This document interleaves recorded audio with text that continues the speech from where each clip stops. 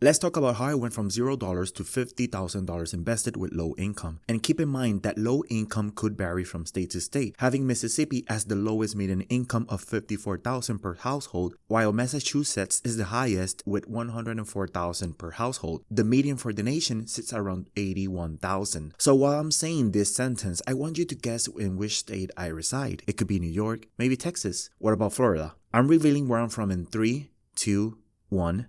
I don't live in the United States. I live in Puerto Rico. Now, before you leave, please stick around because my story might surprise you or it could inspire you or your friends that it's possible to start investing even with low income. Puerto Rico is a small island in the Caribbean, an island with a lot of talent, rich in culture, diversity, and a habitat to 3 million people. The median income sits around $27,000 per household. If we put it into family types, the median for families sits at $34,000, for married couple at $44,000, or a single non-family household at $16,000. Where you live on the island varies and matters for your income. Also worth adding that Puerto Rico has a sales tax of 11.5%, which is extremely high. After working as a bellman for $7.25 an hour, I landed my first office job in 2020. I was a customer care representative for the pension division of a company, a call center style where I handled more than 100 calls per shift. It offered me a starting pay of $10 per hour. It was my first job that offered 401k and healthcare. During that year, I was getting serious about investing, so I took action in my 401k and brokerage account to get the ball rolling. I also had $26,000 in debt, $23,000 from student loans and $3,000 from car loan. At the start of 2020 and by the end of 2021, my car was paid off. No payments were made to the student loans due to the forbearance. Eventually, my pay increased to $11.13 per hour, but I left the job 1 year and 13 months in because the call center style was draining my soul. The ending value for the brokerage account was $4,200 and for the 401k was $1,400. 401k balance could be higher but lost the matching as I did not meet the vesting requirements. In mid-2021 all the way to 2024, I got another office job, a data entry position at a recognizable healthcare company. I took a slight pay decrease, but I knew I would get paid more in the future. The starting pay was $10.50. It grew till $14.17 over the span of the years. The starting value of my portfolio was $9,700 and the ending value was $22,400. For the 401k, the starting value in 2022 was $2,600 and the ending value in 2024 was $14,180. When I started this job, I still had my student loan balance, but at the end of this employment in 2024, the balance is zero, meaning I am debt free. I'll get more into a story of how I got debt free later in this video. Now, this job was great, but unfortunately, the leaders were not the best and I couldn't handle it anymore. I resigned in the summer of 2024 and took a break from employment for 6 months, living on savings. In 2025, I was lucky and blessed enough to find my current job. I'm currently an auditor for pharmaceutical licenses. The starting pay is $16 an hour and recently got raised to $17.60 per hour, which is $36,000 a year, putting me slightly above the median. This is a pretty good job, the company is growing, and there's high chances of me to go into more senior positions, so I see myself in this company for a few years. The starting value of the portfolio in 2025 was $23,800, and the year-to-date value in 2026 is $35,800. For the 401k, the starting value is $14,900 and the year-to-date value is $16,800. When I add both year-to-date values, I have over $51,000 invested as someone in his early 30s, single income, no kid. Okay, so for the story of how I turned my situation from being 5 figures in debt with student loans to then have 5 figures invested, I knew that to change my life, not only I had to make more money, but also change my spending habits, plus taking advantage of the perks my jobs offer at the time of being employed there. So remember, I had $23,000 in student loan and $3,000 in car loan. I got this job literally 2 months before the lockdown. I used the stimulus check to fully pay off my car, so only had the student loans remaining. All the things I'm going to mention are details that stack over time and allow me to gather the $23,000 to pay off my student loans in 1 year and 8 months. Not only that, but also allow me to recover financially from the massive payment and start investing heavily. The customer service job allowed me to clock in 5 minutes before my shift. On purpose, I will always clock out 1 minute later or take a last minute call. This will cause a daily overtime fraction that stacks up for every paycheck. This job didn't mind paying overtime. Since the lockdown was being forced, we had to work remotely, automatically saving around $80 in gas. Since I know I was on a mission to start my journey to financial freedom and debt payment, I stopped buying food outside. No takeouts, no coffee, nothing. Pure home cooked meals. Instead of going to the barber, I bought a clipper on Amazon and started cutting my own hair, automatically saving money as well. By the time I started working at the data entry job, I had the money to fully pay off my student loans. I was just waiting for the forbearance to be removed and pay it in full. This is where I started ramping my investment contributions. The job started as an in-office position for training, but then sent us to a 100% remote position. So the money saving on gas continues. The best perk of this job is that it had a monthly performance bonus and I was consistently achieving the highest. So it was $400 plus my paycheck every single month back to back. This allowed me to recover quickly financially. The sad part is eventually management didn't like that a lot of employees were getting the bonus consistently, so the metrics were changed and the bonus got harder to obtain. I still took advantage of it for at least a year and a half, enough to recover. And last, my current job. I still cut my own hair, I still bring lunch and cook my own healthy meals. I do eat out with friends, but it's like once or twice a month. This job is in the office, so it's not remote, and also it does not pay overtime. Now, my outlook in this job is that I have a high chance for a promotion because it is a very small company. We're only 14 people and want to expand to 50. So a lead or supervisor role is possible. The company recently implemented their 401k plan and it has a matching plus profit sharing. This could allow my investments to compound faster. The last point is more in the future, possible private equity. The owner could possibly give us equity of the company, which again could increase my overall net worth. Overall, I do think I'm in a favorable position to reach my financial independence goal, which is retiring in my 50s, healthy and with enough cash flow to cover my expenses. I want to say that none of this was for bragging or anything of that purpose. This was me sharing my investing story as a low income earner in full transparency. I do say low income because compared to the States or other federal jobs here in the island, I don't think I'm getting paid extremely well. But hey, it pays the bills and allows me to invest. If you want to continue following my investing journey, consider subscribing. In this channel, I cover everything in full transparency. I show the value of my portfolio, where I'm investing all of my money, my performance, stock analysis, and much more. All questions are welcome, so please drop them in the comment section below. I will reply to each one of you. If you made it to this part, thank you so much for supporting the channel. Hit like and subscribe. Thanks for watching, and I'll see you in the next one.